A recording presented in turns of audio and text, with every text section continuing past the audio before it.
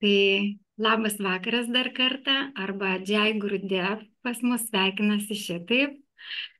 Ir norim pradėti savo vakarą.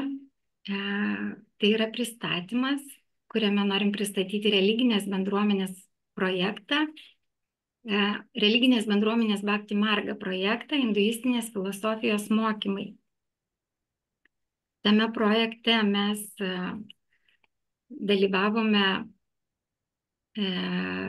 Dabar dalyvaujame pirmą kartą ir buvom išvykusios 4.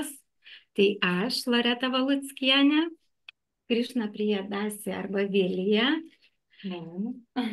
Ar čia man vienai pastrigo? Aha, aš taip pat matau, kad nejuda. Aš irgi Gal aš iš naujo pasidalinsiu. Jungiu tą dalinimąsi. Loreta, tu mums buvai pastrigus, mes nieko negirdėjom, ką tu sakei. Supratau, tai tada pakartosiu. Gal pirmą pasidalinsiu ekranu ir tada kartosiu.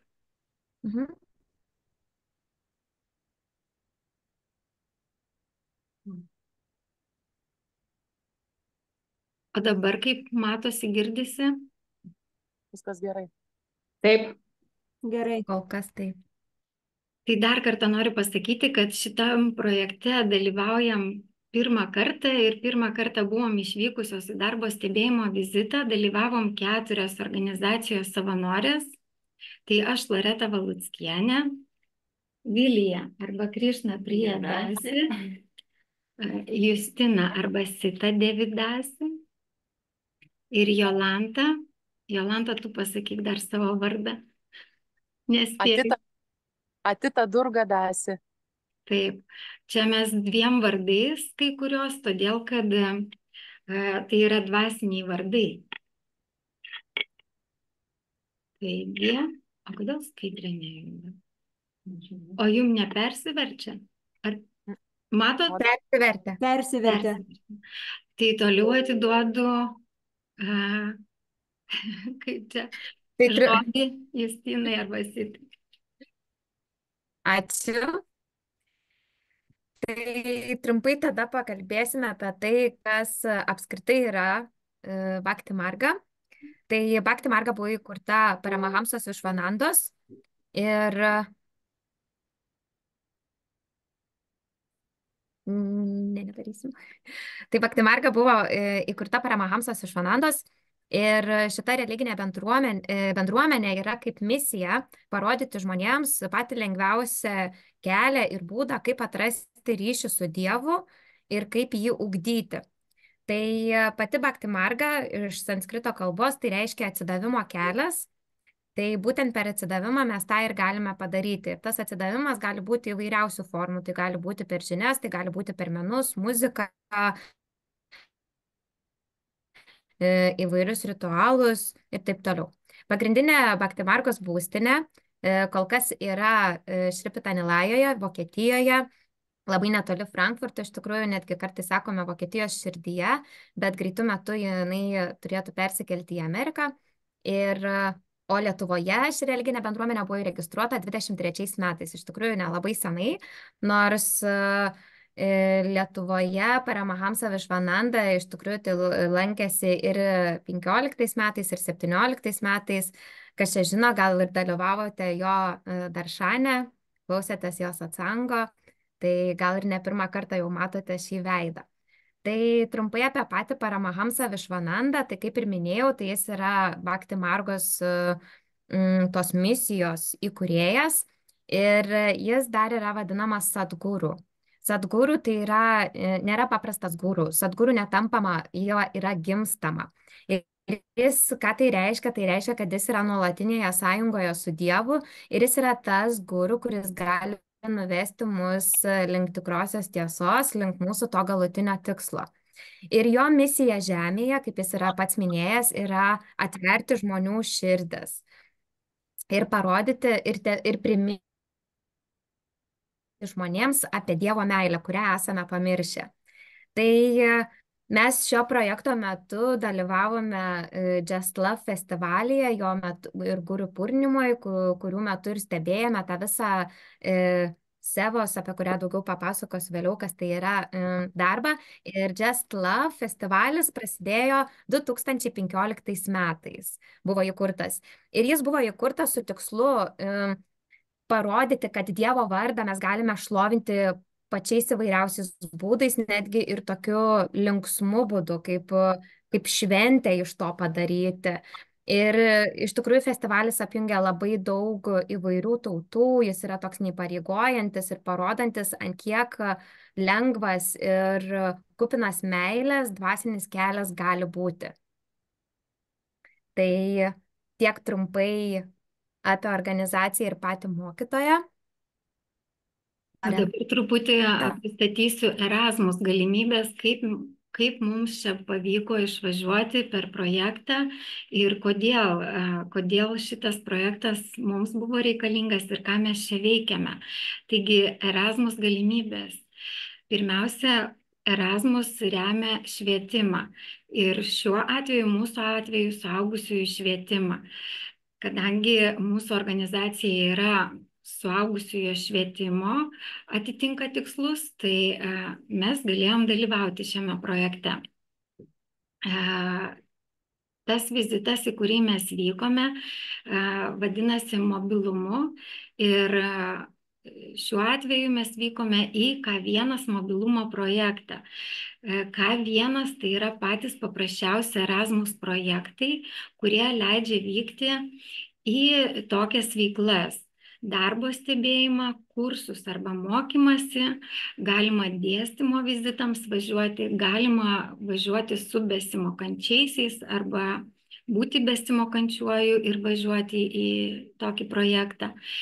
Ir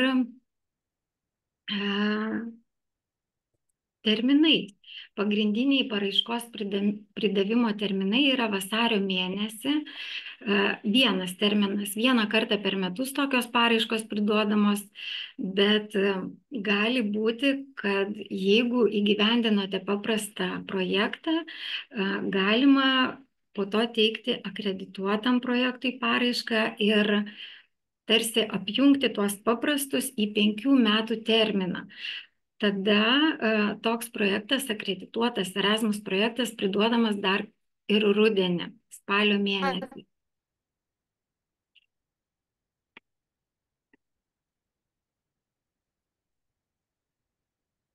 Na ir šio mūsų projekto pagrindiniai tikslai, bet mūsų vizitas, kaip jau minėjom, vykom į darbą. Loreta, tu mums striginėji. Aš matau, kad striginėja mano internetas. Gal gali pabandyti kamerą išsijungti, gal geriau veiks. Ačiū. Aš galiu pasidalinti savo internetu. Bet dabar gal aš nerizikuočiau. O kaip dabar? Ar geriau? Gerai. Gerai. Taigi, kadangi vykom į darbo stebėjimo vizitą, tai pirmas tikslas toks ir buvo - patobulinti savanorių organizacinės kompetencijas. Tai šiandieną daugiausia ir kalbėsime apie savanorystę, o kadangi ir patys esam religinė bendruomenė ir vykom į ašramą, tai kalbėsime ir apie dvasingumą. Kiti tikslai yra skirti kitiems vizitams, tai gal nesiplėsiu, tik noriu paminėti, kad antras tikslas - patobulinti programų lektorių kompetencijas ir atnaujinti bei papildyti programas - yra susijęs su mūsų jau šeštadienį prasidėsiančių vizitų, kur važiuojam mokytis vieno šventraščių Guru Gitos. Mūsų mokytojas Paramahamsa Višvananda komentuos šitą šventraštį, parsivešim žinių ir aišku papildysim savo programas, kurios yra užregistruotos švietimo ministerijos ir viešai prieinamos. Arba dar norėčiau trumpai pasakyti, kad ir ekspertus turėsim greičiausia gruodžio mėnesį ir tai bus mokymai, greičiausia atvažiuos pas mus Svamis ir Ryšis. Tai kviečiu sekti informaciją Facebook'e ir tikrai sužinosite apie būsimas mūsų veiklas. Vis tiek labai trukinėja ryšys. Trūkinėja, ne? Kaip čia galėčiau pagerinti? Gal galim pabandyti tada, gal aš pasidalinsiu ekranu, jeigu man leisi. Ir Pakeičiam kompiuterį gal iš viso. Arba tiesiog prisijung per telefoną pabandyk ir po to. Bet jau čia reikės.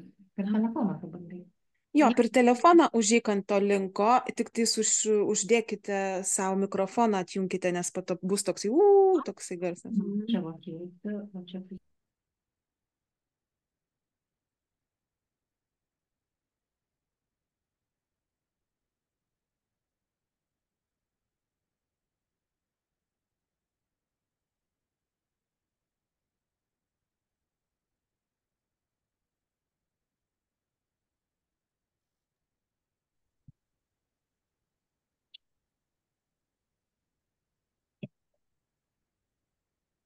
Ar dabar matosi?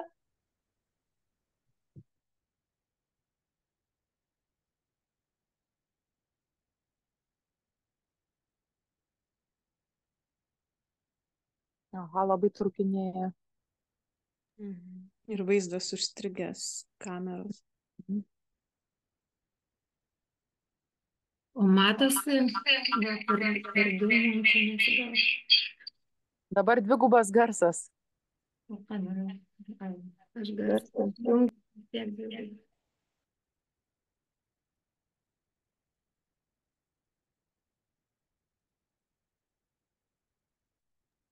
O dabar ar girdisi? Ne, blogai yra per du įrenginį. Kažkokį įrenginį jungti vieną. Tai jo, aš sakau, šitą turiu. Per šitą. Dabar gerai. Matosi, kad pirmos dienos vaizdas. Taip. taip, Tai tada perduodu žodį Vilijai. Taip. Taip. Pirmoji diena. Sevos reikšmė ir prasmė. Savanorystės pačios Sevos kilmė kaip ir yra hinduistinė. Dar kiek domėjausi, kad sukhizme ir džainizme dar šitą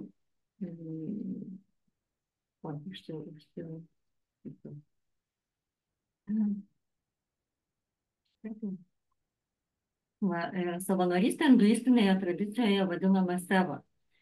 Indų kultūroje sąvoka seva reiškia nesavanaudišką tarnystę arba darbą atliekamą bendruomenės labui. Atlikdamas sevą žmogus nieko nesiekia mainais ir tiesiog dirba dėl kitų. Taip pat Bhagavad-gitoje dar yra išskiriamos dvi sevos rūšis. Tai yra karma joga, tai yra seva tarnystė žmonėm, bendruomeniai ir bhakti joga, jo. Tai yra tarnystė dievybėms ar savo guru. Ir kad nebūtų keista, pas mus vakaruose mes visą laiką įpratę dirbti už pinigus ar visą laiką kažko tikėtis mainais, o čia būtent tokia tarnystė, kad mes nieko negaunam mainais ir netgi sako, kad tai yra vienas iš būdų atverti širdį ir kiekvieną akimirką užmegzti ryšį su dieviškumu. O kai tarnystė atliekama su meile ir dėmesys sutelkiamas ne į tai, ką gaunate, o į gryną dovanojimo džiaugsmą.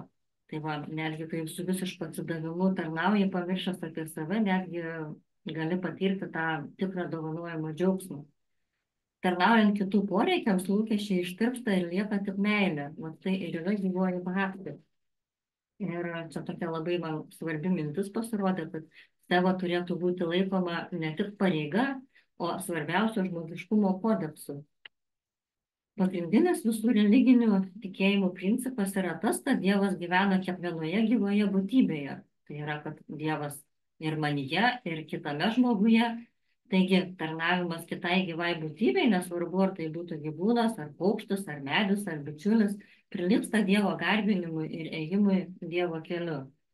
Tai va, taip svarbu prisiminti, kad prieš mus sėdi ne Loreta, ne ekrane, ne žmonės su paprastais vardais, bet iš tikrųjų sėdi būtybės, kurių viduje yra Dievas ir mes bendraujame su Dievu. Man įdomu. Sevą galima pasiūlyti 3 būdais. Tai yra fizinė tarnystė, kuriai reikia sunkaus darbo, pastangų ir jėgų. Per man tai yra tarnystė proto, kuri gali apimti kalbėjimą, motyvavimą, konsultavimą, mokymą, vadovavimą, išreiškimą ar net tiesiog klausimąsi. Ir per dan, tai yra tarnystė teikiama dalijantis pinigais, ištekliais, medžiagomis ir turtu. Va, ir kaip sako, kad savo visapusiškai įvykdo motina. Ji 9 mėnesius nešioja vaiką savo įsčiuose, patirdama įvairių komplikacijų ir sunkumų, ji aukoja savo poreikius ir prabangą, kad išmaitintų savo vaiką ir skiria laiko bei pinigų ir deda daug pastangų, kad aprūpintų ir ugdytų savo vaiką. Tai va, taip ir, kaip sakant, mes ir tos santykius ir turėtų būti ta tarnystė. Taip, toliau. Aha, čia pirmose nuotraukose įdėjau, kadangi visą laiką diena prasideda nuo rytinių pamaldų, tai įdėjau kelias rytinių pamaldų nuotraukas. Išsamiau apie kaip ruošiamas rytinės pamaldoms papasakos kita kolegė. Aš gal tik užsiminsiu tiek, kad yra naudojamas ir inovatyvios technologijos, tai yra salėje pakabinti televizoriai. Ir kadangi salė yra nemaža ir prisirenka labai daug žmonių, tai ne visi gali matyti, kas vyksta salės priekyje arba kas skaito satsangą. Tai va, per tokius televizorius iš tikrųjų yra rodoma, kas yra daroma dievybėms arba kas skaito satsangą. Ir jeigu yra skaitomas satsangas apie Bhagavad Gitą, tai ten mažomis raidelėmis net būna parašyta ekrane, koks tai posmas yra cituojamas. Tai va, ir taip yra, kaip yra aprūpinama visa salė, kad visi žmonės, kad jie net ir sėdėdami arti, jie pakankamai gerai galėtų matyti ir girdėti viską, kas vyksta rytinių pamaldų metu. Ir netgi yra transliuojama tiesiog transliuojama, kad net ir žmonės sėdėdami savo šalyse, savo miestuose, jie irgi gali matyti tas tiesioginės transliacijas. Tai va tokia tarnystė vyksta ir visus tos dalykus daro irgi savanoriai ir neatlygintinai. Va, paskui po pamaldų bėgome registruotis į festivalį. Tai va, čia matom kitose nuotraukose, savanoriams buvo pastatyta didžiulė palapinė. Va, čia kaip matome yra ir skrajutės, ir juostelės, kurias jie užsiregistravo, užklijavo ant rankų ir ten iš tikrųjų labai daug sektorių. Čia toje palapinėje buvo galima registruotis ir tiems, kurie nakvoja palapinėse, tiems, kurie atėjo į festivalį Just Love, kurie registravosi į Guru Purnimą ir paskui netgi į vakarienę su Gurudžiu. Tai va, tai čia irgi dirbo nemažas pulkas savanorių, jie keitėsi ir nuo ryto iki vakaro turbūt nes žmonės skirtingų laikų atvažiuodavo, išvažiuodavo. Tai va, tai vienas iš tarnystės tokių sektorių. Va, paskui po registracijos susitikom ir šnekėjome su Natalija Savič ir Šantari Dasi. Va, Natalija Savič tai yra guru mokinė, jinai pati labai daug veda tokios snaidžiamosios veiklos, skaito daug satsangų, visą laiką daro reportažus iš savo kelionių, labai tokia didelė tarnystė atlieka žmogus, jinai pati iš Rusijos, viską daro rusiškai, bet Rusijoje, kiek žinau, labai daug žmonių gyvena, tai iš tikrųjų kokie pasekėjų skaičiai, tai supranti, iš tiesų kokią tarnystę jinai daro ir kaip jinai gali pasiekti tiesiog paprasto žmogaus širdį savo žodžiais. Va, mes su ja kaip ir susitarėm kitą dieną pakalbėti apie Bhakti Margos organizacinę strategiją. Va, o Shankari Dasi, kuri stovi per vidurį, geltonai apsirengusi, jinai yra vienuolė, brahmačarinė, jinai yra sakralios muzikos dainininkė ir va, iš jos sužinojome ir kitokią naujieną, kaip yra organizuojamos ir paskirstomos muzikos grupės. Va, nes per Just Love įvairiuose scenose dainuoja, groja daug įvairių atlikėjų ir pasirodo, kad tai būtent didžiajai scenai atlikėjus atrenka pats Paramahamsa Švananda. Va, Paskui mokėmės užsirišti skaras, va čia kaip matom sekančioje nuotraukoje. Va, pasirodo, tiek metų nešioji, va, myli tokias skaras ir pasirodo, net nežinai, kaip jas galima patogiai ir gražiai užsirišti. Tai va, atrodo tokia smulkmena, bet iš tikrųjų labai palengvino gyvenimą ir iš tikrųjų ir kasdienybė jau tas labai smagiai pritaikoma. Va, toliau kaip ir buvom turėjo vykti Abišeko ritualas, ten yra tokia atskira mažytė šventyklėlė, ten gal nuotraukos sekančioje stogas matosi. Va, aha, ne, čia dar, ne, dar iš. Aha. Va, ir čia šitoje nuotraukoje, kas yra svarbu, tai irgi dar keletą savanorių sektorių parodyti. Jie nemato, kad tu judini, negu šitaip judini. Kai judini, turbūt matosi ta rodiklė, kai mes judinam, ar ne? Na, čia tiesiog iš nuotraukos krašto kairiam kampe čia Matosi. Aha, Tai gali parodyti. Aha, ten jų yra daugiau, bet čia kol kas matosi tik vienas, turbūt iš tų, kurie visą laiką rūpinasi, kad tiesioginė transliacija vyktų, čia ir garsisto, ir filmuotojų, jie visą laiką vaikšto prie Gurudžio ir jeigu kažkas vyksta svarbaus, jie iš karto viską filmuoja, fotografuoja, transliuoja tam, kad matytumėm ne tik mes, kurie esame ten kartu su jais, bet kad ir matytų visi žmonės, kurie prisijungia prie savo internetų ir žiūri tą tiesioginę transliaciją. Va, čia toliau matosi irgi to kone viena svarbiausių tokių, mano akimis, taip žiūrint, savanorių toks aspektas, kur minios valdytojai. Ir kai pagalvoju, į šitą festivalį atvažiuoja kone 2000 žmonių, na, gerokai virš 1000, nors kiek girdėjau, kad apskritai užsiregistravusių į festivalį buvo gal 2500 žmonių maždaug. Tik aišku, turbūt vienu metu jie visi nebuvo, bet per visą festivalį tai maždaug toks skaičius pasikeitė. Va, ir galite įsivaizduoti, kai tiek daug yra žmonių ir kaip svarbu sureguliuoti, kad jie visi turėtų kur atsisėsti, kad jie žinotų, pro kurią pusę eiti, per kurią neiti, kad jie vieni kitų nesutryptų, ar ten, na, vienu žodžiu, tai va, tai yra tokie savanoriai, kurie reguliuoja minią ir visą laiką būna aiškumas, per kurią pusę eiti, kaip stovėti, kur sėdėti. Ir visą laiką būna tvarka. Va, toliau vyko kitoje nuotraukoje Abišekas, tai čia vėlgi reikėjo savanorių, kad ir padarytų daug prasadų, paskui reikėjo savanorių, kad tą prasadą ir išdalintų.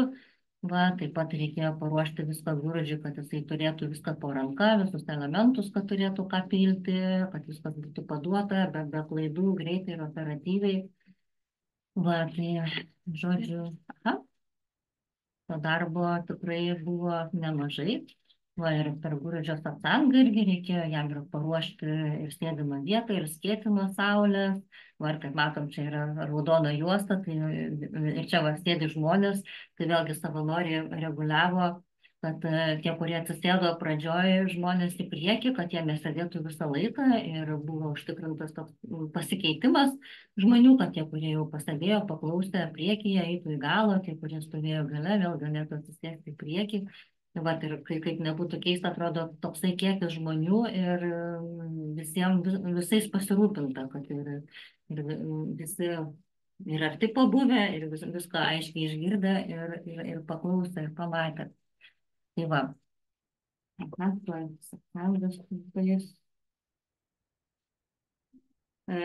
satsangas buvo apie tai, kaip apie žmogaus prisirišimus prie materialaus pasaulio, kurie trukdo mums keistis, o sutelktas protas į viešpatį leistų mums pažinti, kas mes iš tikrųjų esame. Ir pastebėjau tokį įdomų dalyką, kad tikrai mes per tą satsangą, čia buvo kaip ir pirma diena, mes dar visi suvažiavę iš skirtingų šalių, dar ten iš savo pasauliais ir tikrai ten groja savanoriai, žodžiu, groja vadžanus, o mes visi taip stovim ir taip nerangiai atrodo plojam rankomis ir Gurudžis net pakomentavo, kad sako, mes taip susitelkę į savo ego, kad net mums sunku pajudėti. Va, ir paskui, man atrodo, gal kitą dieną ar kada, nu, sakom, jau taip jau ten įsišėlom, taip jau ten įsišokom.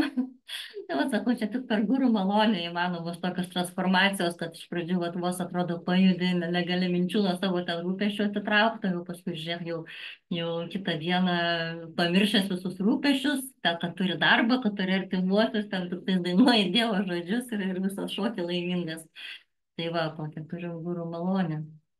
Va, po Gurudžio satsango bėgome į Babadži Surya Namaskar praktikos pristatymą. Va, čia man buvo kaip ir naujiena, labai norėjau išmokti. Tai va, irgi ką pastebėjom tik atėjus į salę, tai irgi savanorių darbas visų pirma. Tai vėlgi čia gal šitoje nuotraukoje labiau matosi, kad visiems buvo pakloti kilimėliai. Gal nesitikėjo tiek daug žmonių, bet, žodžiu, paskui žmonės jau sustatė visur, kur buvo vietos. Va, ir viena vedančioji ant scenos vedė praktiką, rodė, ką daryti, kita vertė į vokiečių kalbą. Va, ir dar buvo keli savanoriai, kurie bedarant pratimus vaikščiojo tarp žmonių ir reguliavo, nu, jeigu kas klaidą daro, tiesiog paaiškindavo, kaip ranką statyti, kaip koją, kad, nu, žodžiu, visiems būtų viskas aišku.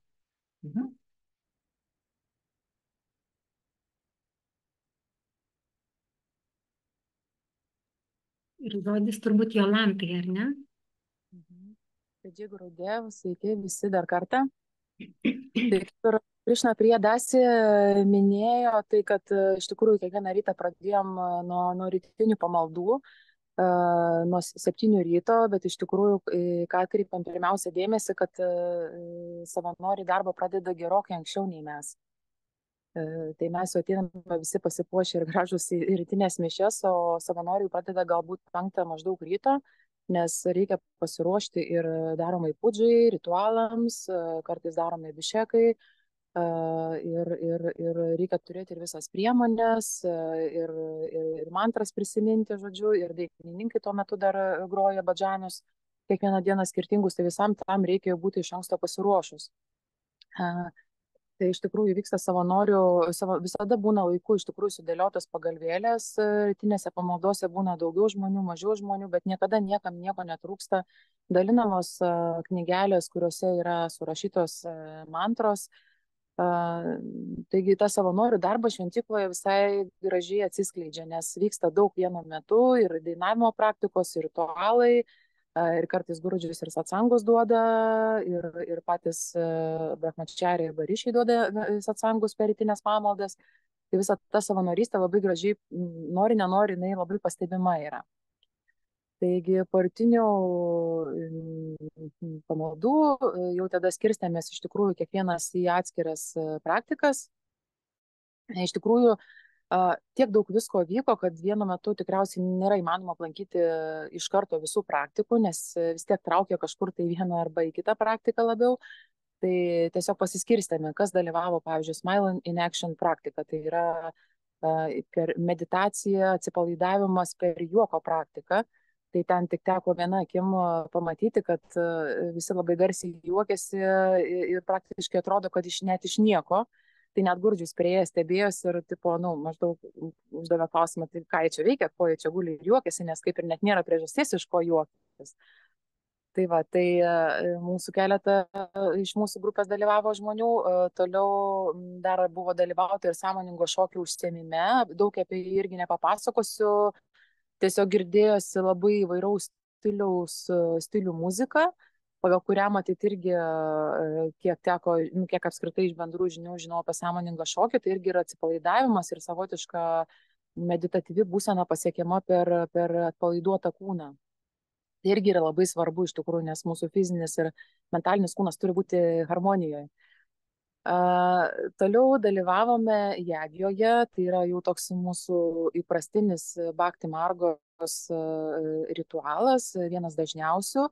Ir dar norėčiau paminėti apie jį, kaip esu labai gražiai paskaičiusi pačiam Bhakti Margos puslapį. Tai, kad jagija yra nesavanaudiškas aukojimas vardan kilnaus tikslo. Ir tai yra iš gilios senovės iš tikrųjų atėjusi ugnies ceremonija, kuri mus apvalo ir skirta pagerbti Dievą. Ir ji mums padeda atsiduoti Dievui būtent per aukojimą. Ir įdomu tai, kad sanskrito žodis Agni yra labai panašus į lietuvišką žodį ugnis. Na, aišku, jūs žinote tikriausiai daugelis, kad lietuvių žodynas, labai daug lietuviškų žodžių yra panašus į sanskrito žodžius.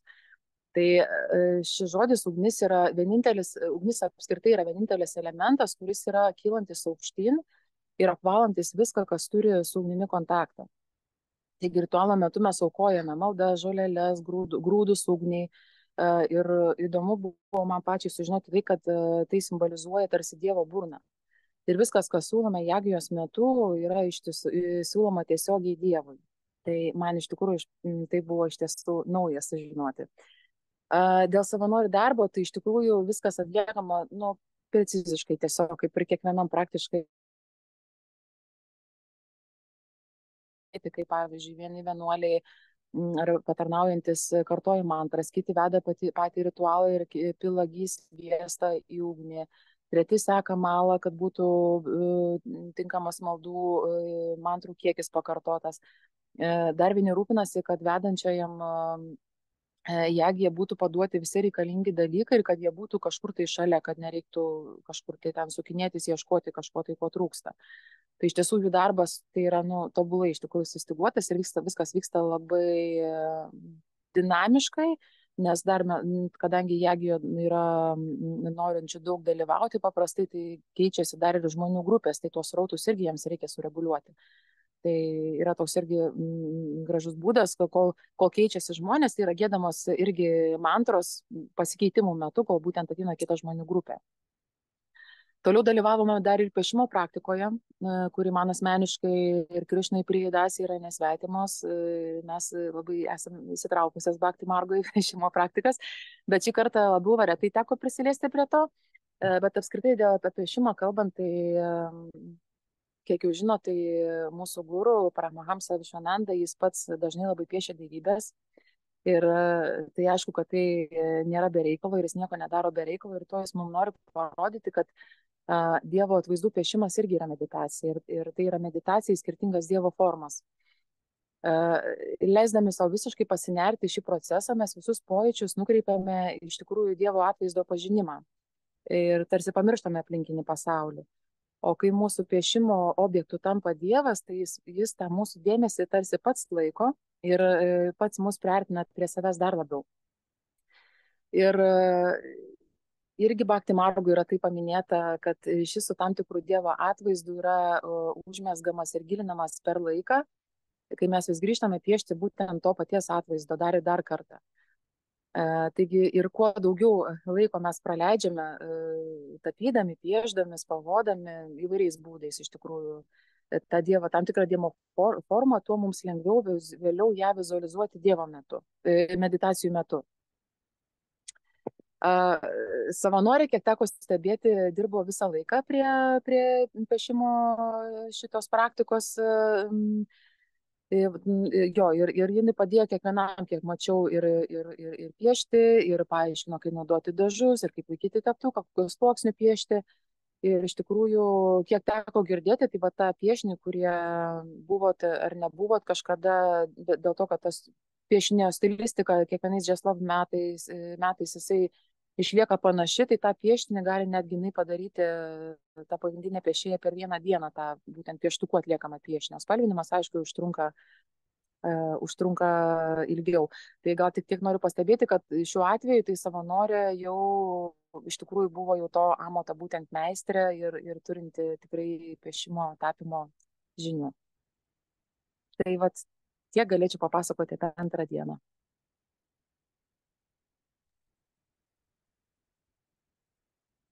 Tai pereiname tada prie trečiosios dienos ir ji tikrai pralekia žaibiškai, nes kaip jau tikriausiai pastebėjot iš pirmų dviejų, tai užsiėmimų labai daug įvairiausiose vietose galėjome stebėti tą savanorių darbą ir galima perjungti skaidrę iš tikrųjų. Čia tiesiog toks dienos meniu mūsų.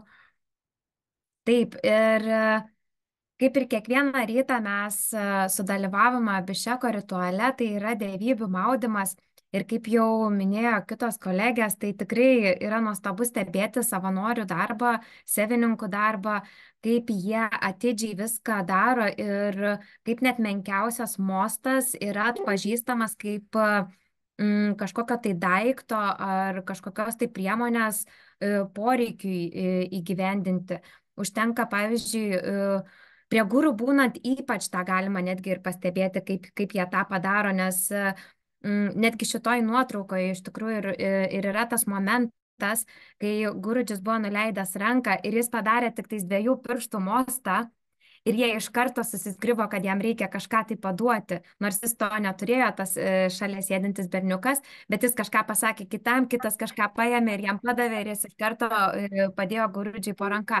Tai ant kiek va ta komunikacija yra tokia labai disciplinuota ir labai efektyvi. Ir taip pat buvo nuostabu, nes Abišeko metu dalyvavo ir mistikė Baulų gūrių, tai Parvati Baul, apie ją dar šiek tiek vėliau pakalbėsiu, nes kaip tik tą dieną buvo vakare jos koncertas. Ir būtent trečiojoje dienoje labai aktyviai patys dalyvavome Sevoje, nes ruošiamės gūrų purnimos metu vykstančiai Badžanų malai, kuri vyksta.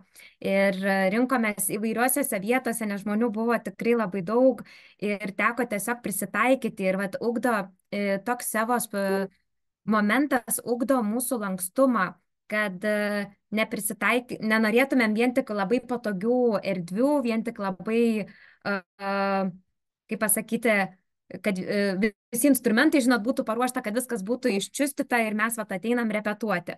Tai rinkomės, vat ir matosi iš nuotraukos sodelėje, kažkur tai prie tvoros kamputėje ir dainavom, repetavom, pasileidę muziką per telefoną, per YouTube, kad galėtumėm pataikyti į taktą. Ir tas irgi iš tikrųjų reikalauja labai daug dėmesio ir pastangų, nes neužtenka vien tik ateiti ir padainuoti, o norime tą padaryti gerai, nes tą darome savo mokytojui kaip padėką, tai stengiamės visi ir atitaikyti savo tarimą. Mums tą padėjo daryti mūsų muzikos koordinatorė ir tą toną išgauti, kas, manau, visai neblogai pavyko. Tuomet gavome sudalyvauti labai įdomioje patirtyje, tai sufijų šokyje. Atsiprašau, čia tikriausiai visi tiek blink girdisi. Tai teko sudalyvauti sufijų šokyje, tai buvo tarsi dvasinė kelionė link mylimojo. Ir vėlgi parodo, kad tas Jazz Love festivalis priima įvairiausias religijas, įvairiausias praktikas. Ir kaip yra labai gražus pasakymas, kad kalnas yra, viršūnė yra tik viena, bet yra skirtingi pusės, ane, kaip mes galime to kalno, per kurias mes galime įlipti į tą viršūnę. Tai būtent per tą sufijų šokį irgi galėjome tą patirti, kaip vien tik tas sukimasis, susikoncentravimas į save, kaip tave gali panardinti į tą transinę būseną. Ir dar taip pat sevininkė, ta mokytoja, kuri vedė šią praktiką, papasakojo, kad jie turi ir specialius rūbus. Ir būtent va, tas rūbų, tradicinės muzikos skambesys ir tas sukimasis vat, yra va, tokia dvasinė išraiška, tas dvasinis kelias, kuris ir veda link mylimojo. Ir ką galima vėlgi pastebėti iš savininkų darbo, tai labai gražu, kad kiekvienas žmogus iš tikrųjų yra sutinkamas ir iš karto jam yra papasakojama, kas bus čia atliekama, kas bus daroma. Taigi visi tie, kurie yra pasitinkantys žmonės, jie žino, kas tų praktikų metu bus. Nėra taip, kad tu ateini ir paklausi ir tarkim, bus sufijų šokis ir kas čia vyks, nežinau. Tai jie viską žino ir viską gali pasakyti ir suteikti tą informaciją.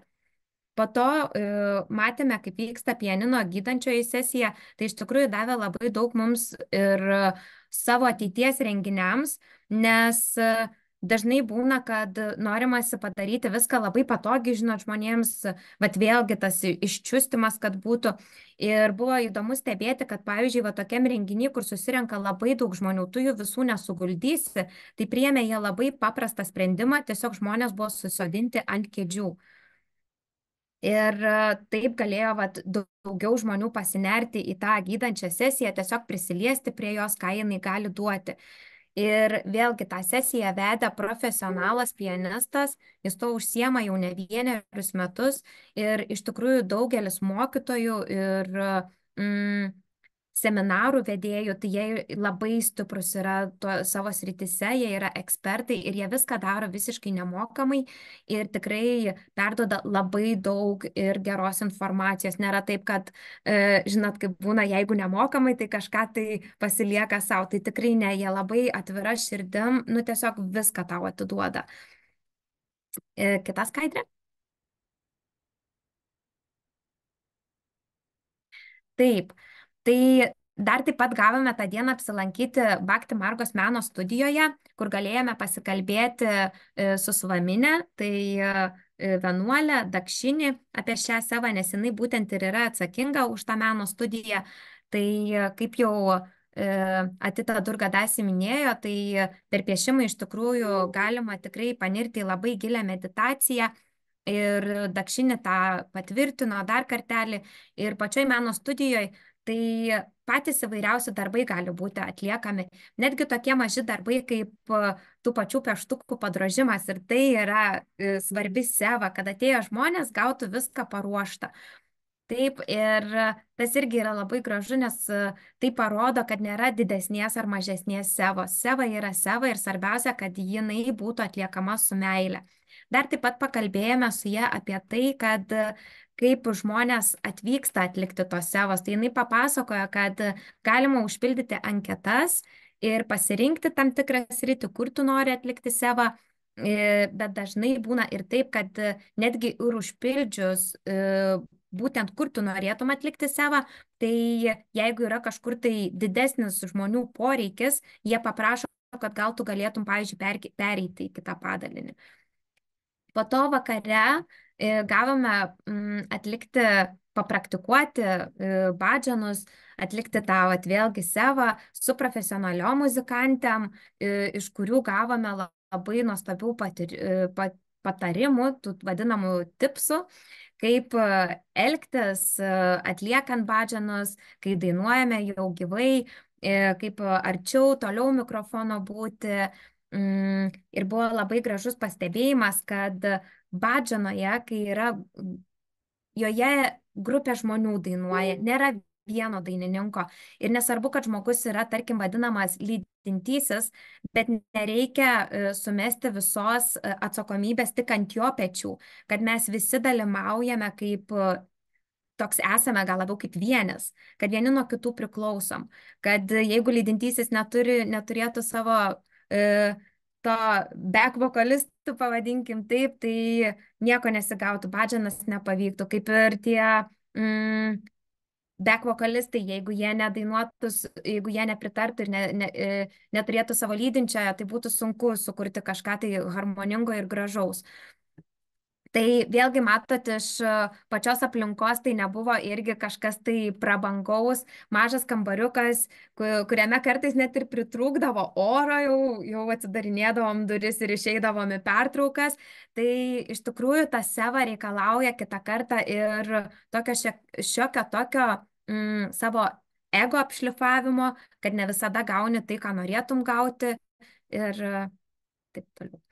Ir pereinam prie vakarinės dalies, tai buvo nuostabus irgi metas stebėti savanorių darbą, kaip efektyviai yra viskas daroma, nes vis dėlto tai yra vakarinis koncertas, Vokietijoje iš tikrųjų labai griežtai yra žiūrima į ramybės valandas, todėl viskas turi būti labai efektyviai padaryta, kad neužtemti laiko, kad koncertas galėtų įvykti tiek, kiek jisai buvo nuplanuotas, kad vyks.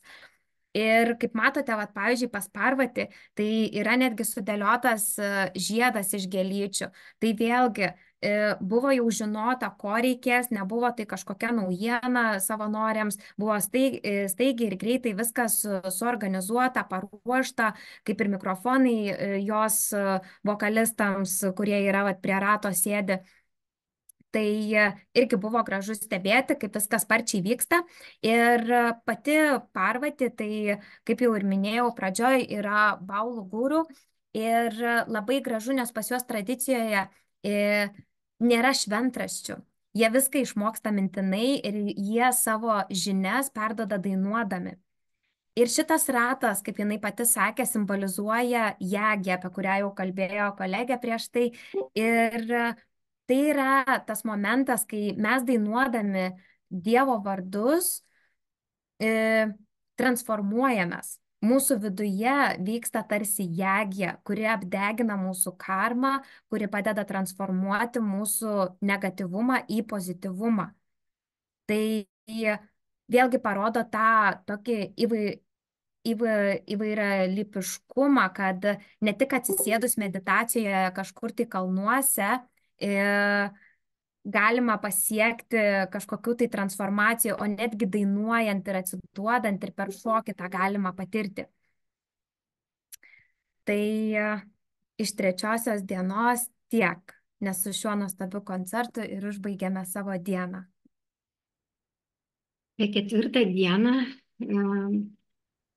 kaip matote, visa diena pilna. 4. diena taip pat prasidėjo nuo prayers, nuo pamaldų. Turėjom abišeką, kaip ir kiekvieną dieną. Turėjom įvairius užsiėmimus, į kuriuos skirstėmės, ir netgi savanorystę. Turėjom ir koncertą, ir guru aratį, pilną dieną turėjom. Abišekas, tai trumpai minėjo kolegė, kad tai yra dievybių maudymo ritualas. Norisi paminėti, kad jo metu viskas vyksta labai sustyguotai. Tuo pačiu metu vieni žmonės gieda badžanus, jie žvilgsniais, žodžiais keičiasi vietomis. Kada jie gieda, muzikantai susižiūri, kaip jiems pritarti. Tuo pačiu vyksta ir filmavimas, tiesioginė transliacija. Tuo pačiu metu vyksta pats ritualas. Ritualą vedė guru ir daugybė savanorių paduoda jam tai, ko reikia įvykdyti ritualą. Priemonės, indus, nuneša juos, gėles, atneša maistą. Žodžiu, veiksmas vyksta tikrai labai dinamiškai ir daugybė žmonių prie to prisideda, kada tiesiog arba dalyvaujam, atvažiuojam kaip svečiai, tai daug ko nepastebim. O šiuo metu, kai vykome, turėdami specialų tikslą pažiūrėti, kaip veikia savanoriai, ką jie daro, kas vyksta, tai tikrai atkreipiam dėmesį į daugybę detalių. Na ir labiausia norisi paminėti, kad kiekvieną kartą, kiekvieną dieną, kada vykdavo satsangas, guru mokymas, tai mes gaudavom kažkokių tai žinių, kažkokios išminties. Ir kada vyksta satsangas, dažniausiai ta išmintis būna skirta kiekvienam, kiekvienas ją išgirstame savaip. Tai galiu pacituoti, ką tądien kalbėjo. Žodžiu, esmė satsango buvo, kaip save transformuoti, nes visi dvasinėme kelyje žmonės, jie ieško tos transformacijos. Taigi, kaip save transformuoti, turime paleisti tai, ko nebereikia. Ir tai turime padaryti visų savo protu, paleisti iš proto tiesioginė to žodžio prasme. Jame, tai yra prote, turi atsirasti tai, ko labiausia reikia. O labiausia reikia maldos Dievui, per kurią išsiskleidžia ta meilė, kuri yra mumise duota jau. Galėsime ją skleisti. Taigi, nuoširdi malda Dievui yra svarbiausia, jis to ilgisi. Buvo labai gražios istorijos papasakotos, tiesiog nėra čia tiek laiko išsiplėsti. Kaip minėjau, daugybė savanorių dalyvavo, nepasakiau, kad daugybė savanorių dirbo su apšvietimu, su garso reguliavimu. Stovėjo ir atskira palapinė, kur garso ir apšvietimo reguliavimas vyko. Apsaugos darbuotojai, kaip jau kolegė minėjo, dirbo savo darbą.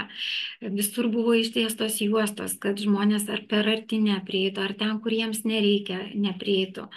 Labai įdomu ir svarbu paminėti, kad atskira zona Bhakti Margai praktikuojama tiems, kurie nenori būti filmuojami arba fotografuojami. Saugomos tos teisės žmogus, kurios žmogui leidžia pasirinkti. Taigi, va tokie abišekai vykdavo kiekvieną dieną. Įspūdingi iš tikrųjų renginiai, kas nėra dalyvavęs, tai tikrai kviečiu pabandyti atvykti. Jeigu ne iš Pringeno, tai ir pas mus galima pabandyti. Va šiandien kaip tik vedėm tokį abišeko ritualą. Va, o toliau skirstėmės į įvairius užsiėmimus. Vienas iš tokių buvo nuo astrologijos iki malonės.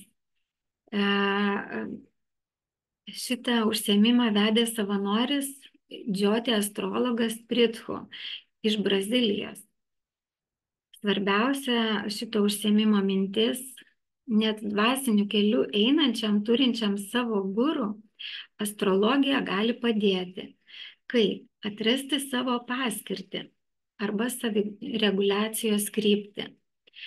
Dažnai žmogus iš gurų gauna kažkokį pamokymą, bet vis įsimaišo protas ir jis kažkaip savaip supranta, o astrologija gali tikrai tiksliau arba aiškiau paaiškinti, kur žmogus galėtų save realizuoti. Kaip ir kiekvienas užsiėmimas vedamas profesionalių žmonių, taip ir šis, ir visi buvo tiesiog taip sureguliuoti, kad žmonės galėjo sėdėti ir mėgautis, o savanoriai dirbo savo darbą. Vieni fotografuoja, kiti tvarko garsą, treti paduoda kažkokius tai kilimėlius ar pagalvėlės, o kai kurie net daro įrašus ir tiesiogiai transliuoja. Tai kitas užsiėmimas, kuriame trumpai teko pabūti, sveika gyvensena su Ajurveda.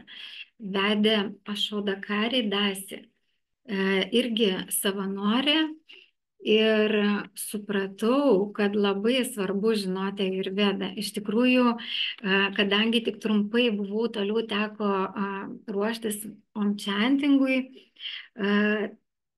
bet buvo įdomu sužinoti, kad došos, pagal Ajurvedą došos, aš visada galvojau, kad žmogus priskiriamas kažkuriai došai, bet iš tikrųjų jos gali viename žmoguje labai stipriai pasireikšti tam tikrų dienos metu, tam tikros situacijos metu, ir pradėjo pasakoti apie vata došą. Žodžiu, vata doša sukyla net nuo saulės. Karštyje būnant gali jinai sukilti, žmogus gali tapti irzlus, nepatenkintas kažko, karščiuotis labai, tai nereikia skubėti valgyti žalio maisto. Pasirodo, salotos netiktų atvėsinti šitą došą. Reikėtų žinoti, kas tinka tai došai. Toliau kitas užsiėmimas, kuriame dalyvavo arba visi, arba labai daug žmonių. Mačiau internete, kad plus 1500. Tai Maha omčantingas. Omčantingas visada vyksta vadovaujant savanoriui, inicijuotam savanoriui. Vieni savanoriai šiuo metu, kai daugiau nei 1500 žmonių dalyvavo omčantinge, net neįsivaizduoju, kiek ten tų ratų buvo, kokie 6-7 ratai, didžiuliai ratai. Ir vieni savanoriai supažindino naujokus, ką jie turės daryti. Vieni savanoriai dar prieš prasidedant šitam omčantingui su vėliavėlėm vaikščiojo po teritoriją ir kvietė, nukreipinėjo žmonės, kur jiems geriau būtų giedoti, nes vienose vietose buvo kėdės, kitur reikėjo sėdėti ant žolės, ant žemės, ant pagalvėlių. Tai viskas iš anksto buvo suplanuota, net po abišeko žmonės buvo pakviesti į pasirinkti skirtingas vietas pagal tai, kas jiem patogu. Vieni rinkosi giedoti saulėje, kiti po stogu. Taigi milžiniškas savanorių darbas buvo nuveiktas, kur tikrai ne visada pastebimas ir tinkamai įvertintas. Na, o jau prieš pačią pradžią buvo išdalinami, kaip ir įprasta, šiaip įprasta yra įvardinti numerius dalyviams, o čia buvo išdalintos kortelės ir kada žmonės turėjo keistis, tada savanoriai matydavo tuos, kurie pasimetė, nežino, kur eiti, ką jam daryti, juos nukreipdavo, o kai kurie giedojo įvadinės, užbaigiamasias mantras. Žodžiu, didžiulis darbas buvo savanoriams skirtas. Va, ir kaip ir praktiškai kiekvieną dieną turėjom savanorystės kažkokį laiką, kai tik pavykdavo rasti patalpas, kai tik pavykdavo rasti tą vietą, kur yra instrumentai, tai skubėdavom susirinkti. Ir dažniausiai tai būdavo gana vėlus vakaras, nors patalpos ir mažos, kaip čia matote, bet mokantis giedoti badžanus labai daug ko mokėmės. Įsiklausyti viena į kitą, susiderinti, parinkti tai, kas gražiausiai skambėtų tą dieną, atitikti tam tikrą laiką, nes kiekvienam mūsų giedamam badžanui buvo skirta po 5 minutės. Žodžiu, tie badžanai tai būna jie ir ilgesni. Tai va, reikėjo susirasti ir tinkamą pritarimą. Čia matote porą instrumentų, vėliau papasakosiu šiek tiek daugiau, kokie instrumentai ir čia naudojami ir aplamai naudojami pritariant badžanams. Turėjom ir gitaristę, turėjom ir va, čia tai sita groja, bet mums iš tikrųjų groja kita brahmačarė. Žodžiu, kad susirinkti paprastai pasimokyti badžanų, tai reikėjo parašyti pirmiausia žinutę, kad kažkas rado patalpas arba yra laisva ten. Toliau tie, kurie mes norėjom giedoti, tas badžanų giedojimas buvo skirtas Guru Purnimos dienai, 5 dienai, kada mes buvom ašrame. Tai visi tie, kurie norėjo giedoti, turėjo sekti grupės, kuriuose yra ta žinutė, kad kažkas rado patalpas. Toliau turėjom, kol visi susibėga, irgi neleisti laiko veltui, nes tų patalpų tai labai reikėjo visiems žmonėms. Ten buvo, nežinau, gal 2000, 3000 žmonių ir visiems reikėjo tų repeticijų. Tai pradėti iškart repetuoti nepilnų sąstatų, bet paskui visi vienas kitam padedami, paaiškindami, kaip kas turi būti, įsijungiame į tą giedojimą. Aišku, nuovargis darydavo savo ir ne viskas ten būdavo sklandžiai, bet manau, kad mes pačios esam patenkintos tą patirtim, kurią įgijom ir labai svarbu va ta atsakomybė, pasirinkimas ir toliau papasakosiu apie tai, kas svarbu savanoriaujant arba atliekant sevą. Tai va toks mūsų buvo pasiruošimo vakarai arba momentai. Kiekvieną vakarą taip pat galėdavom stebėti ir savanorių atliekamus koncertus. Ta vakarą giedojo Manija Arora su savo vyru Pratiš Maskė. Jie į rytinę programą pradėjo, kada buvo Abhišekas, ir vakaro programą užbaigė. Smagiausia man buvo žiūrėti, kaip, sakykime, tai yra profesionali dainininkė. Čia ne taip, ne iš tų, kuris susibėgo, parepetavo ir atsistojo į sceną. Jinai mokėsi, girdėjau, mokėsi specialiai, profesionaliai giedoti būtent indiškus badžanus, muziką, melodijas. Ir žinot, ko jinai paprašė. Jinai, kaip ir kiekvienas dainininkas, to šventės metu visi norėjo pagiedoti Gurudžiui. Ir po to jinai paprašė, kad ji galėtų giedoti visą savo gyvenimą. Ir savo giedojimu reiškia džiuginti žiūrovus. Tai Nu, mane labai nustebino, atrodo, dainininkas yra labai savim pasitikintis, profesionalus, bet jisai puikiai supranta savo balso galimybės. Ir iš tikrųjų toks prašymas mane tai labai nustebino. Ir buvo labai žavu, kaip jinai paprašė tiesiog, na, ne, taip net neina žodžiais nupasakoti. O tą vakarą buvo ir užbaigimo vakaras, festivalio užbaigimo vakaras, tai labiausia tai sužavėjo, kaip mokytojas Gurudžis dėkojo visiems savanoriams, visiems techniniam darbuotojams, visiems tiem, kurie padeda ašrame, kurių pagalba buvo reikalinga, kad šitas renginys įvyktų. Ir žmonės galėtų transformuotis, įgyti žinių, galėtų atlikti sevą, kaip sakė, tą tarnystę ir per tai tobulėti. Va, ir užsibaigė tas koncertas Guru Arati. Man irgi tai buvo nauja, nes aš pirmą kartą buvau šitam renginį. Visi užsidegę žvakutes galėjo kartoti badžaną, mokyti sanskrito kalbos. Kas jau mokėjo, tai tie buvo kaip mokytojai, sakykime, mokytojai savanoriai tiems, kurie pirmą kartą dalyvavo tokiam renginį, nes indiškas ritualas ir Vokietija, tai tikrai ne kiekvienas žinojo, kur ateina, kas ten vyks. Man ir pačiai teko uždegti kažkam žvakelę, parodyti, kaip ją užgesinti. Žodžiu, žavus tas ritualas ir kartu tikrai yra ko pasimokyti, kaip darniai atlikti sanskrito kalbą, kaip įsiklausyti, stebėti, kas vyksta, pajausti, pabūti toje erdvėje, va tokioj šventiniai.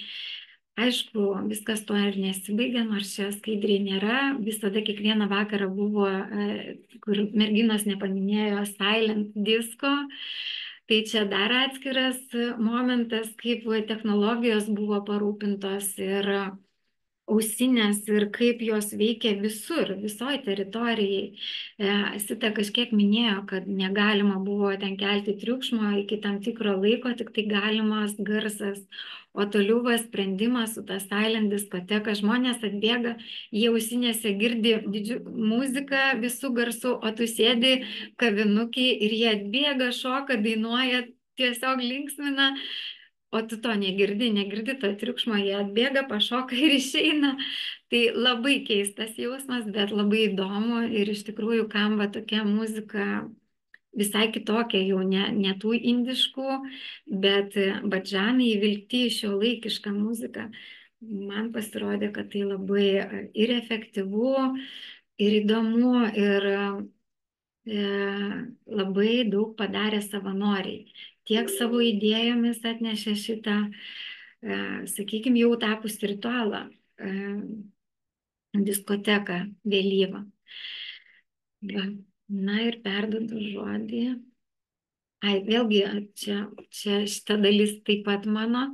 Tai badžanų mala. Reiškia, 5 diena buvo Guru Purnimas. Su festivalio svečiais, kaip minėjau, buvo atsisveikinta 4 dieną, bet dauguma liko, o ir naujų žmonių tą dieną atvažiavo į Guru Purnimą. Guru Purnima tai ta šventė, kuri yra skirta guru pagerbti, šlovinti ir viskas prasidėjo nuo badžanų malos. O mums 4 ir ne tik 4, ir Ugnė kartu su mums buvo, reiškia, mes turėjom repeticiją rytinę. Tai berods nuo 8 pradėjom repetuoti. Kaip apsidžiaugiam, kad radom salę. Iš tikrųjų, salėje buvo moteris, bet jos užleido mums vietą. Galėjom ir prasidainuoti, ir jau nurimti, kad jau padarėm tą didžiąją dalį darbo. Va, ir kas yra tie badžanai? Badžanai tai yra tokios šventos giesmės, kurie yra sukurti šventais paskelbtų žmonių ir iš senų senovės. Bet gerai žinom Tukaram 16 amžiaus, ar ne, Mirabai, Gurudžis labai daug apie tai pasakoja. Kiti tie šventieji parašė daug giesmių, Kabir, Chaitanya, Mahaprabhu, Narasingh Mehta, Tulsidas Gosvami, žodžiu, daugybė badžanų kūrėjų ir galime tik įsivaizduoti, kokį jie darbą nuveikė, sakykime, 16 amžiuje arba dar anksčiau, kad mes iki šiol giedame jų badžanus. Ir jie parašė ne šiaip po 10, 20 ar vieną knygą, bet parašė tūkstančiais, Mirabai 1500, ten kažkur liktai Tulsidas Gosvami parašė 2000 badžanų. Ir apie tuos šventus žmonės galima rasti Guru Gitos komentaruose, atsiprašau, Bhagavad Gitos komentaruose. Yra iš tikrųjų apie juos, mes tai turim lietuviškai ir grupę, kur mums kartais išverčia mūsų savanorės tekstus apie šventuosius. Taip pat galim jungtis į kitas grupės ir apie juos sužinoti. Žodžiu, badžanai tai yra tokios šlovinimo giesmės, kurias giedant keičiasi mūsų pačių vibracijos. Per tai keičiasi ir aplinka. Nežinau, man tai labiausia, kas vyksta, tai pakelia nuotaiką taip, kad ilgam užtenka.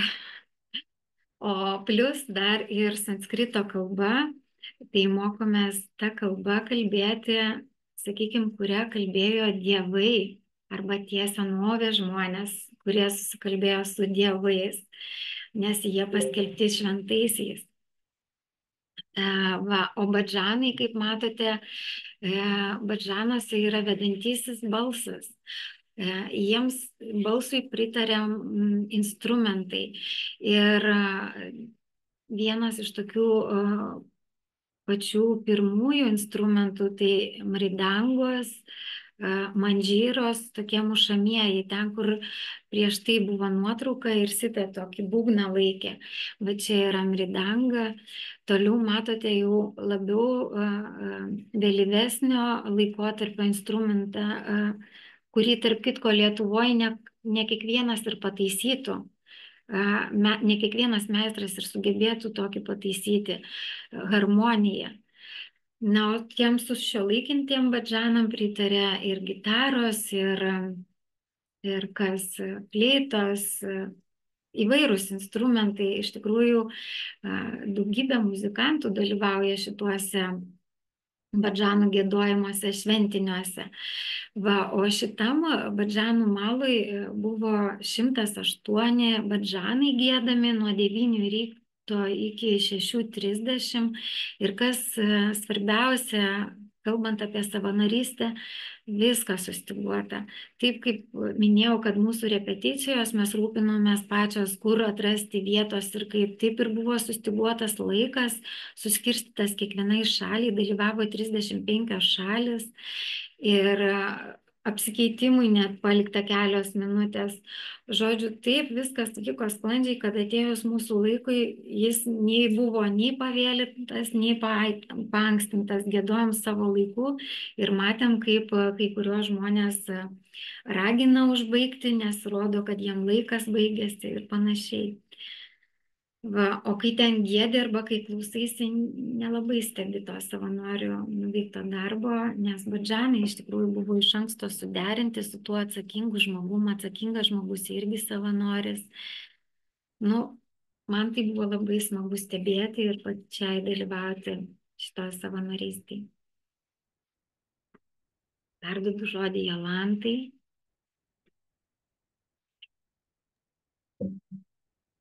Aha, tai dabar, kadangi laikas mus labai spaudžia, aš stengsiuosi kuo glaučiau ir labai ilgai neišsiplėsti, nes dar liko apie šį bei tą mums aptarti. Iš tikrųjų, iniciaciją atsidavusius galėjau stebėti ir kaip dalyvė, nes pati buvau inicijuota per Gurudžio malonę ir kartu dar iš šono kaip ir projekto dalyvė galėjau stebėti ir tą savanorių darbą. Tai iš tikrųjų Guru Purnimos šventė labai ypatinga yra tuo, kad iš tikrųjų tą dieną, kaip ir pats Gurudžis per satsangą sakė, tą dieną mėnuo, purnima pats žodis reiškia mėnuo. Tai mėnuo tą dieną būna aukščiausiame savoje ir labai aiškiai atspindi saulės šviesą. Ir pats mūsų guru sakė, kad atspindi saulės šviesą taip, kaip guru atspindi Bhagavano meilę ir šviesą. Tai šis palyginimas man labai iš tikrųjų įsiminė. O tą dieną iš tikrųjų per patirtį savo galiu pasakyti, kad buvo ir baimės, ir nerimo, nes tai yra, aišku, kad tai yra labai svarbi visiems ir atsidavusiems, ir sekėjim, kurie tą dieną dalyvavo. Todėl buvo neaišku, kaip čia pati ta iniciacija vyks, nes iš tikrųjų ne visada iki galo būna aišku, iki paskutinės minutės tas gurudžis gali bet kada pakeisti, sakykime, programos eigą. Tačiau viskas vyko gana sklandžiai. Dar prieš ateidama jau į šventyklą žinojau, kelintą valandą jau bus pati iniciacija, kad vis dėlto iniciacija vyks šventykloje, ne kur kitur, kad inicijuos visgi gurudžis, Paramhamsa Višvananda. Ir iš tikrųjų jau susirinkę mes buvome dar gerokai anksčiau laiko, visi, kurie norėjo būti inicijuoti, kurie jau buvo patvirtinti tą iniciacijai. Susirinkome prie šventyklos, kantriai stovėjome ir laukėme, kol visi dainavo ir laukė gurudžio. Tai iš tikrųjų vienas iš ryšio atėjęs su kompiuteriu greitai patikrino, ar esame užpildę specialias anketas inicijuotojų, kurie turėjo iš tikrųjų tas anketas užsipildyti dar prieš iniciaciją, dieną prieš. Tačiau vis dėlto atsirado tokių, kurie ar nepavyko užsiregistruoti, ar kažkas, žodžiu, kad negalėjo to padaryti. Tai irgi buvo greitai, operatyviai tai išspręsta ir užpildytos tos anketos vietų ir laiku, dar prieš gerokai prasidedant pačiai ceremonijai. Tai irgi stebino tai, kad net ir tokiem dalykam nenumatytam tiesiog pasiruošta, atrodo, kaip jau žinota, kad gali tokių žmonių atsirasti, kuriem kažkas neišėjo užsipildyti.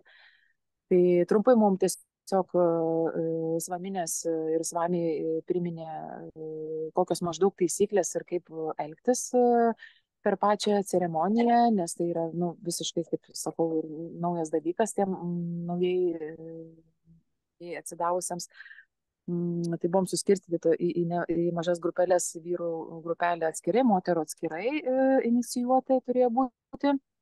Ir jau atėjus gurudžiui mes iš tiesų jau laukėme jo prie altoriaus, prie jo sėdėjimo vietos. Ir buvome grupelėmis, iš pradžių vyrų, paskui moterų grupelės buvome pakviesti iniciacijai. Tai iš tiesų irgi viskas vyko labai sklandžiai ir netgi sakyčiau, kad dėl to sklandaus savanorių darbo net nebuvo iš tikrųjų ir tos įtampos, nes jautėsi, kad viskas yra tiesiog, aišku, per gurudžio malonę, bet viskas yra kontroliuojama ir viskas vyks tikrai be jokių kažkokių problemų. Tai svaminės padėjo mums užsipiešti tilapus, tam tikrus ženklus ant kaktos linijos. Ir toliau įvyko pati ceremonija. Lygiai taip pat, kai baigėsi ceremonija, irgi nebuvo jokių klaustukų, kur ten toliau sėdėti ir kaip elgtis, tiesiog ramiai atsistojome, visi grįžome į savo vietas, irgi buvom sukontroliuoti ten buvusių savanorių. Tai nors per tokią svarbę dieną buvo šiek tiek nerimo, kaip elgtis, kaip ir minėjau, bet būtent dėl to, kad savanoriai yra labai puikiai pasiruošę, tai viskas vyko labai sklandžiai ir gražiai.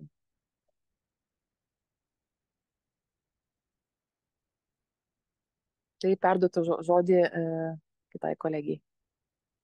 Tai guru pasitikimas.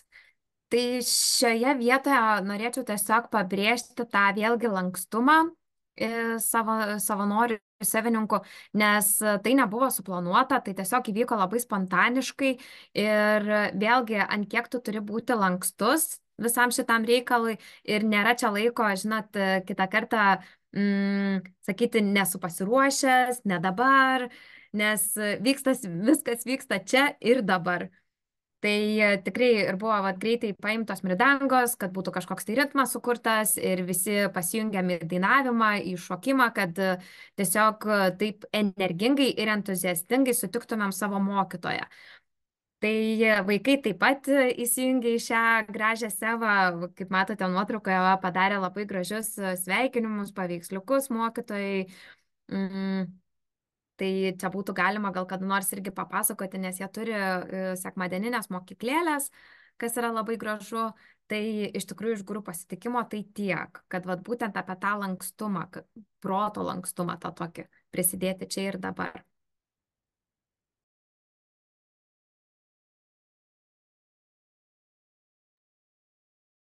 Aha, čia kaip žiūriu, kažkodėl neryški nuotrauka šitą kraštinę, atrodo, idėjau buvo ryšku, tai atsiprašau už kažkokius techninius nesklandumus. Va, čia per Guru Purnimą vyko Guru Abhišekas, čia irgi įdėjau tą nuotrauką, kad maždaug susidaryti įspūdį, kiek daug žmonių buvo. Va, irgi toksai įdėtas milžiniškas savanorių darbas, nes visus reikėjo susodinti, sustatyti, sureguliuoti eismą. Va, nes ten, čia kaip matom iš kitų nuotraukų, Gurudžis sėdėjo, jam ant pėdų buvo pilamas vanduo ir savanoriai tiesiog reguliavo eismą, per kurią pusę įeiti, per kurią išeiti, ten atsistojus prie Gurudžio, kad irgi per ilgai neužsistovėti ir kad nekiltų spūstis kažkokios ar ką. Tai va, tai žodžiu, visą tą, nežinau, 1000 su viršum žmonių, ten 2 kartus netgi buvo galima prieiti prie Gurudžio ir viskas vyko sklandžiai, greitai ir be jokių trikdžių, va, o jau nekalbant apie tai, kad reikėjo ir tą visą aikštę išpuošti ir tas visas užkabinti ir viską. Tai va, tai kartais net iš tikrųjų sunku įsivaizduoti, kiek čia žmonių prisideda prie tokio renginio ir, žodžiu, kiek darbo įdėta. Va, čia irgi Gurudžis, kai jau sėdi, tai irgi visų, kaip ir Sita sakė, kad ten atrodo stebi kiekvieną mažiausią judesį, kad sureaguotų, ko reikia, kad iškart būtų viskas paduota, viskas po ranka. Va, tai irgi ten ant scenos daug žmonių ir visi padėjo, pagelbėjo. Aha, toliau. Aha, ir paskui čia toks buvo šventinė vakarienė su Guru pačiam vakare. Tai man tai turbūt didžiausia nuostaba keliantis įvykis toksai. Va, nes vis bandžiau įsivaizduoti, kaip jie atrodė virtuvė ir kiek žmonių tenai dirbo ir kokius puodus maišė, kad pamaitinti tokį kiekį žmonių, nes turbūt per Guru Purnimą būtent per šį vakarą buvo suvažiavę daugiausia žmonių. Va, tai kaip minėjau, skaičiai siekia iki 2500 per visą festivalį, galbūt per pačią vakarienę tiek nebuvo, bet tų žmonių iš tiesų buvo labai daug. Va, prieš pat vakarienę pradėjo lyti ir dar viena dalis žmonių šoko prie scenos, o jau kita dalis jau stojo į eilės. Iš tikrųjų buvo 2 didžiulės eilės ir savanoriai irgi nepabūgo lietaus, stovėjo, tikrino juosteles ant rankų, apačioje nusileidus irgi reguliavo, per kur įeiti, kur batus palikti, per kur išeiti. Va, viduje irgi, kaip matome, jau šitoj nuotraukoje buvo sudėliotos pagalvėlės, savanoriai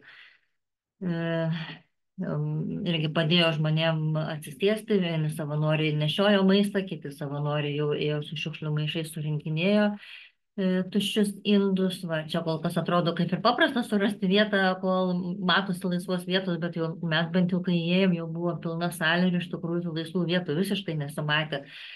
Tai ten bandėm ir skambinti su pažįstamais ir viską, bet va, irgi dėka savanorių, nu, jie nuvedė tiesiog prie tų laisvų, parodė, kur laisvos vietos ir paskui pamatėm savo pažįstamus, tai prisėdom prie jų. Tai va, turbūt tiek jau nesiplėsiu daugiau. Na ir ką mums svarbiausia reikėjo padaryti po šio vizito, tai savanorių organizavimo gairės. Ir prieš pereinant prie šitos dalies, kas labai skubate, čia rasite anketą.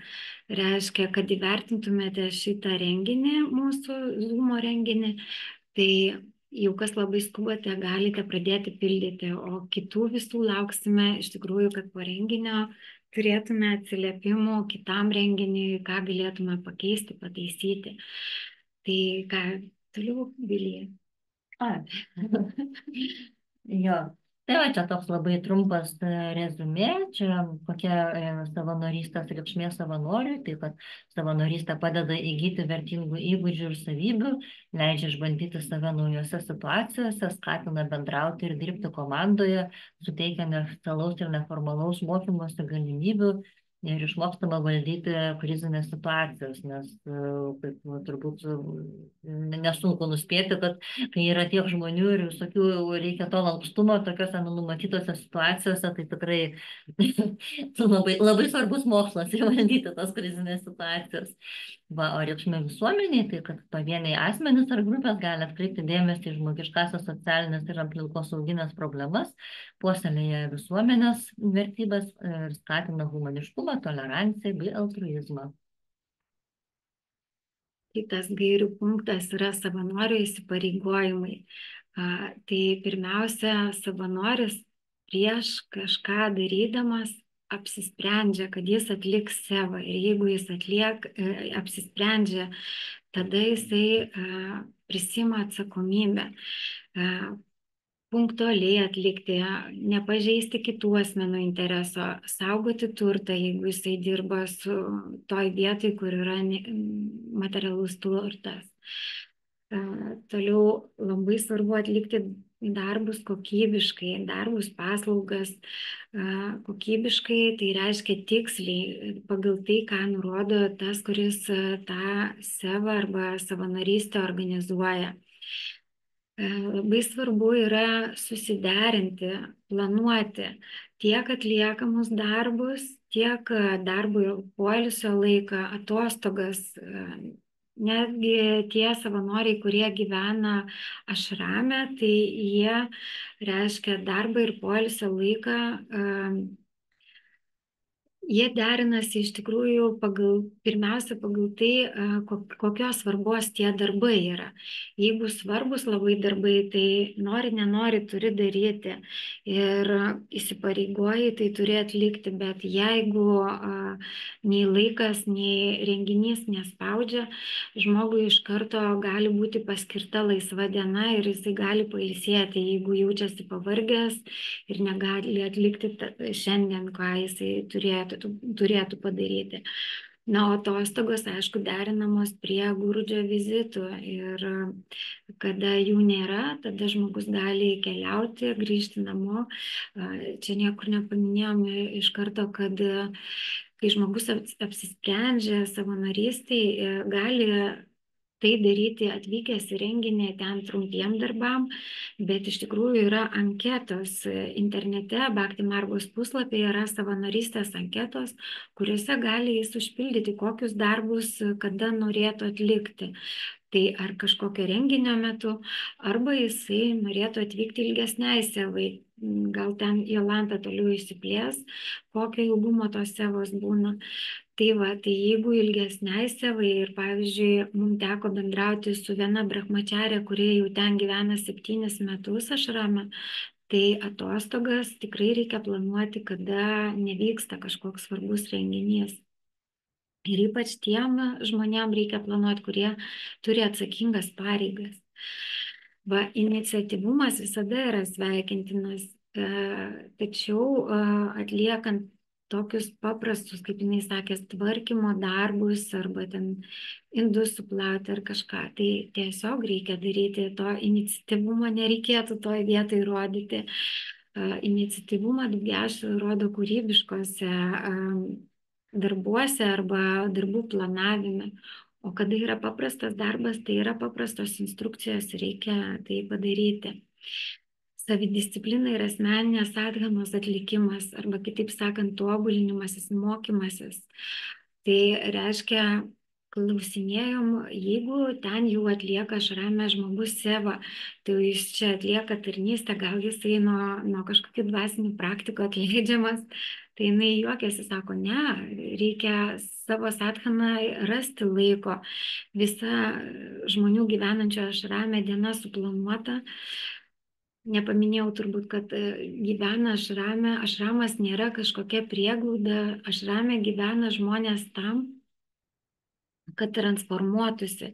Ir žodžiu, jis niekaip neatleidžiamas nuo savo praktikų. Jis turi atrasti laiko, yra pusryčių, pietų ir vakarienių metas, yra laikas prieš pusryčius, po pusryčių, po vakarienių. Ir tie žmonės iš tikrųjų sąžiningai atlieka tai, ką reikia. Taip ir tobulinasi. Yra, aišku, ir mokymai. Yra mokymai dažniausiai per Bhakti ID, o toliau brahmačarės turi savo mokymus ir va taip tobulėja klausydamos atsangų, klausydamos informacijos, kaupdamos ne tik, tai, kaip sakė, apie Bhakti margą, bet ir kitas religijas, kad būtų platus mąstymas. Va, ir kaip jau minėjau, kad svarbiausia yra sevai, Bhakti margos sevai arba savanorystė vidinė transformacija, kuri vyksta per savianalizę, per meilės auginimą, per atsidavimą, o savanorystė tampa tik instrumentu. Tai natūraliai man kilo klausimas, tai kaip įvyko ta transformacija, ar pajutai per tuos 7 metus. Tai jinai iš karto sako, kad labai stipriai pajutau ir, pavyzdžiui, jeigu anksčiau išmušdavo iš vėžių žmonių srautai, ypač va, kada skubus darbas, svarbus darbas ir tu esi vienas, tai tada dabar jinai prieš pajusdama tą savo būseną klausė savęs, ar aš jau tokia, ar dar ne. Ir jeigu ne, tai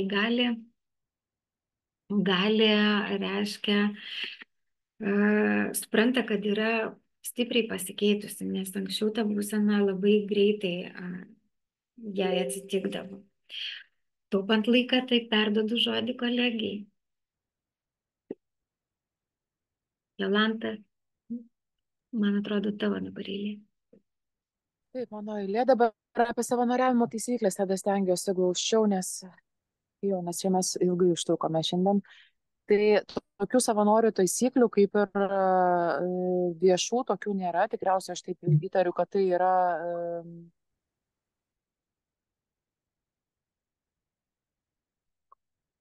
tai apie tas vidinės, šitas apie savanoriavimo taisyklės galima tiesiog susidaryti įspūdį, skaitant apie savanorių anketas, apie tai, kas yra apskritai savanorystė Bhakti margui. Tai va tai, ką pavyko man atrasti, tai va aš jau sužymėjau pagrindinius dalykus, mano manimu, svarbiausias. Tai pirmiausia, tie, kurie nori atlikti savo žmonės, šiaip tik tai pradeda, ar ne, ir jie yra kažkokioje šalyje, tai vis dėlto jie turėtų rašyti pirmiausia, galbūt ne į pačią Bhakti margos širdį jau ten Špringeno, sakykime, administratorius, bet pirmiausia turėtų į savo šalies administratorių, koordinatorių, savo sanką, kitaip tariant, kreiptis ir pasikonsultuoti dėl plačios savos galimybių, poreikių ir taip toliau. Toliau, kai kada, tai vėlgi nėra tokia griežta kažkokia taisyklė būtina, kai kada reikalaujama užpildyti specialias savanorių anketas, matyt, norint irgi sureguliuoti tų savanorių srautus ir poreikius, bet tai nėra, kaip minėjau, griežta taisyklė, nes pavyzdžiui, iš patirties galiu pasakyti, kad viename buvome Špringene, dabar nepamenu, kas tai buvo per šventę renginys, bet tiesiog atsirado laiko ir mes kelios, ar gal 4 ar 5 merginos, 2 valandas maksimum tvarkėme kambarius, tiesiog pasiprašėme, užsirašėme į savo ten, kur yra priimami bendrai norintis ir atlikome tą savo be jokių iš anksto užpildytų anketų. Tai yra įvairiai, vienu žodžiu, galima užpildyti anketas, o galima tiesiog tiesiog iš karto sudalyvauti savoje. Toliau esu išskaičiusi tai, kad kartais tam tikrais atvejais yra reikalaujama turėti tam tikrų kompetencijų, kaip pavyzdžiui dabar paskelbta nesenai, kad Pandarpūre ir Vrindavane yra ieškoma savininkų būtent maisto gamyboje ir ten buvo būtent pažymėta, kad ieško prabhų, tai yra vyrų. Tai įtariu, kad galbūt dėl to, kad didelis kiekis galbūt gaminamas maisto, ar nežinau kodėl būtent, bet būtent būdavo ieškoma šitai savai vyrų. Toliau būti pasiruošti savo tam tikrą laikotarpį, tai čia vėlgi yra netaisyklė, bet gal kaip ir rekomendacija, kad paties gurudžio yra tie laikotarpiai vėlgi suskirstomi. Pavyzdžiui, jeigu kalbame apie ilgalaikę sevą, tai yra 1, 3 mėnesiai, 6 mėnesiai, metai. Tai yra tokie kaip grubiai suskirstyti laikotarpiai, bet jeigu jūs, pavyzdžiui, sakykime, turite pusantro mėnesio laisvo laiko ar ne, tai vėlgi jūs galite tada individualiai tarti su tą būtent SEVą kuruojančiu kažkokiu koordinatoriumi. Tai dėl ilgalaikių SEVų tiek. Tai dar prisiminiau, kad pats mūsų Gurudžis yra minėjęs, kad pavyzdžiui, būtent Vrindavane rekomenduojamas SEVos laikotarpis yra 3 mėnesiai. Tai manau, kad tai vėlgi yra ne veltui, matyt, dėl tam tikrų apsivalymo dalykų, būtent šitas laikas yra optimaliausias siūlomas. Toliau pateikus savanorių anketą paprastai yra laukiama apie 14 dienų, kol tą SEVą patvirtins Gurudžis. Nežinau, kaip yra dėl trumpalaikių SEVų, bet taip spėju, kad čia labiau yra kalbama apie ilgalaikės SEVas, kaip Vrindavane, tam pačiam Pandarpūre, galbūt Špringene, kurių sudaromas ir sutartis yra, ir anketos pildomos. Tai manau, kad tokias aplikacijas tvirtina pats Gurudžis.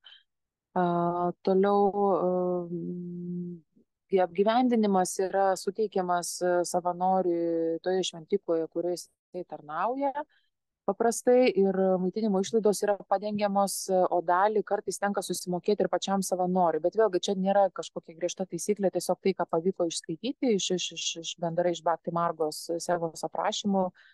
Tai yra irgi individualiai aptariami dalykai su pačiu sevininku, priklausomai nuo to, kuriam laikotarpiu ir kurią SEVą jis gali atlikti. Tai trumpai būtų tiek. Na ir tada dar papildyti galiu Jolantos pristatymą, kad savanorių organizavimas yra skirstomas ir į padalinius. Tai galite pretenduoti į įvairias sritis, kaip pavyzdžiui virtuvės, sodo, socialinių medijų skyrių, taip pat į tvarkymo, kambarių tvarkymo skyrių. Tai iš tikrųjų galimybės yra labai plačios ir kitą kartą, tai jau kaip minėjau anksčiau šiek tiek, kad gali būti netgi ir taip, kad jūs galite užpildyti, bet jeigu bus didesnis poreikis kažkuriam tai kitam padaliniai, tai paprašys jūsų tiesiog pereiti. O kartais, kai SEVas yra pasirašomas ilgesniam laikui, tai būna net ir pakeičia žmogų iš vieno padalinio į kitą perkelia dėl įgūdžių lavinimo ir panašiai. Tai tiek būtų apie padalinius.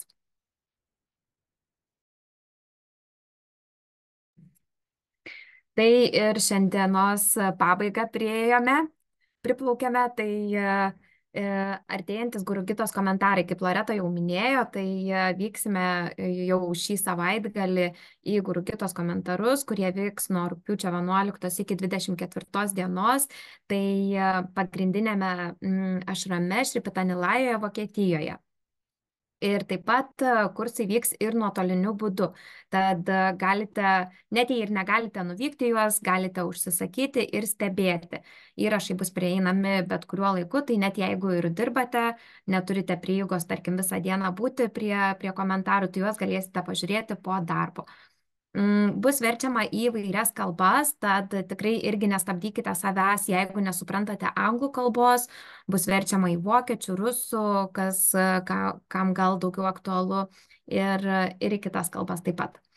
Ir Gurugitos komentaras yra vienas labiausiai laukiamų šių metų renginių, nes iš tikrųjų tai vienos labiausiai reikalingų mums žinių, tai kas tas guru yra ir kam jis mums yra reikalingas.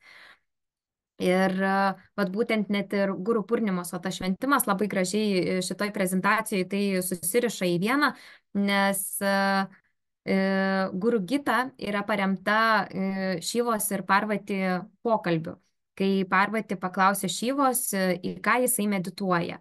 O Šiva ir yra laikomas kaip pirmasis guru šioje žemėje, kuris perdavė pirmiesiams saptarišiams žinias savo kosminės.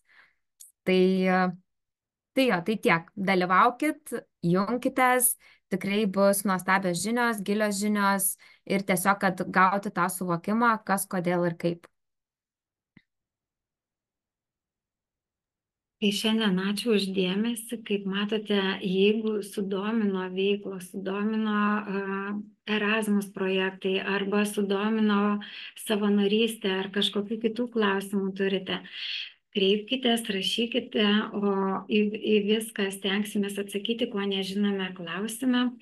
Ir svarbiausia, labai prašom užpildyti anketą. Čia mums ir projektui reikia, bet ir kitoms veikloms labai naudinga bus sužinoti jūsų nuomonę apie šitą renginį ir tiesiog anketą rasite čiate. Pridėsime turbūt ir po skelbimu šitą nuorodą, tai labai kviečiame užpildyti. Jeigu turite kažkokių klausimų, tai arba parašykite, arba užduokite. Gal turim dar, gal galim ir atsakyti iš karto.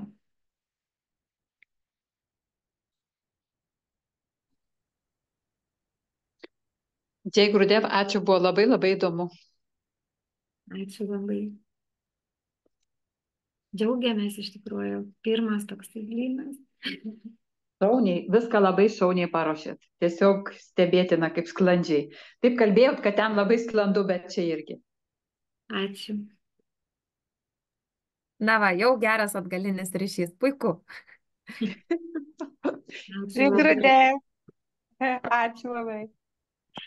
Ačiū, Loreta. Iš tikrųjų, tai klausimų neturite šio vakaro, tada renginį baigiam. Įrašas bus paskelbtas, galite dalintis juo, perklausyti, jeigu kažką norėtumėte antrą kartą išgirsti. Tai gero vakaro. Gero Labai vakaro. ačiū. Sėkmės Jai ateityje. Gurudev, Jai ačiū Gurudev. visiems. Ačiū, Jai Gurudev. Jūs nerealiai. Jai Gurudev, dėkui. Dėkui.